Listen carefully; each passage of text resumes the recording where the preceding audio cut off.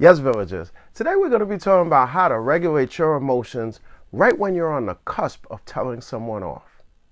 If you want to find out if your view is represented among the four, you are in the right place. If you're new to this channel, welcome to our village.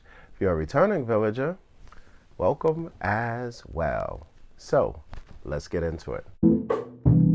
Welcome to Garden of the Mind, where we reduce stress, improve our health and fitness, and improve our financial IQ every episode.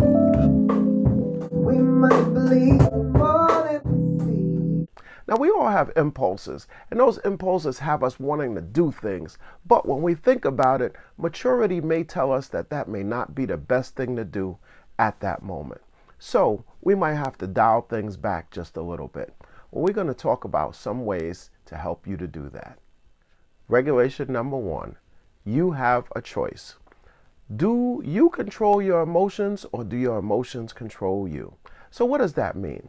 That means when someone says something to you that makes you angry and you have that visceral reaction and you are ready to pounce on them, realize you have a choice.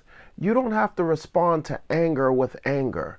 There are other ways that you can deal with it. It doesn't have to be a knee-jerk reaction where someone says something insulting to you and you have to react in a prescribed way in order for you to salvage face. That doesn't happen in reality. Once you realize that you are in control of your emotions and you have choice in terms of responding. You can respond with humor. You can respond by turning the other cheek. You can respond by walking away. You can respond without even giving a reaction at all. It all comes from you knowing that you don't have to react to a particular stimulus in a particular and prescribed way. You have all of the choice in the world. Tip number 2, interpretation. There are so many ways where someone can say something, but we interpret it or we hear it completely different. And that can come sometimes from just our hearing, or it can come from our history and how other people have talked to us in a particular place. So we assume people are going to continue to talk to us that way. Oftentimes, it's not exactly what is said, it's how we react to it and what we interpret. So make sure that you've heard what you thought you heard correctly. One of the ways to do that is by asking the person to clarify themselves.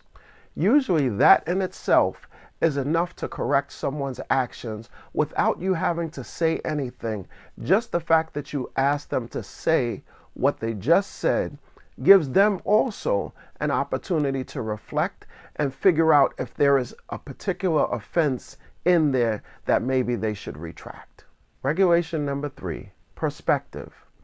Our perspective on a particular situation has everything to do with how we interpret it and then how we react to it. So let's take a look at different perspectives.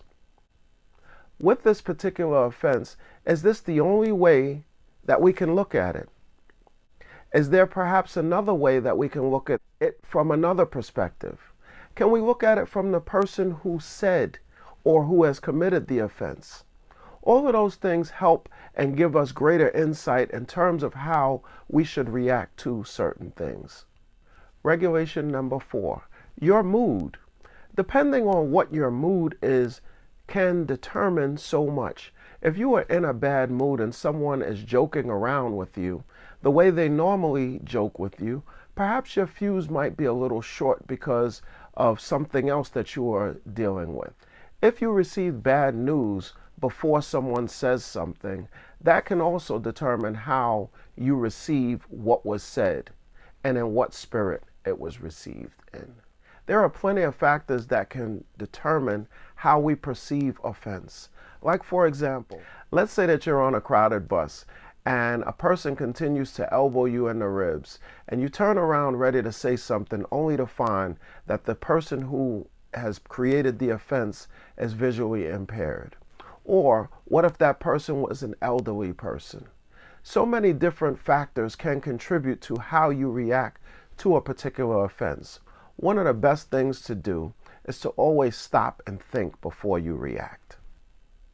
If you like this video, please give it the thumbs up. If you like this channel, please subscribe. If you want to know when I post, which is Wednesday, click on that notification bell. You get that ding on your phone, and you know that a new video is waiting for you. And remember, thoughts are actions, words are power, and actions have consequences. I'll see you next week. I'll see you then.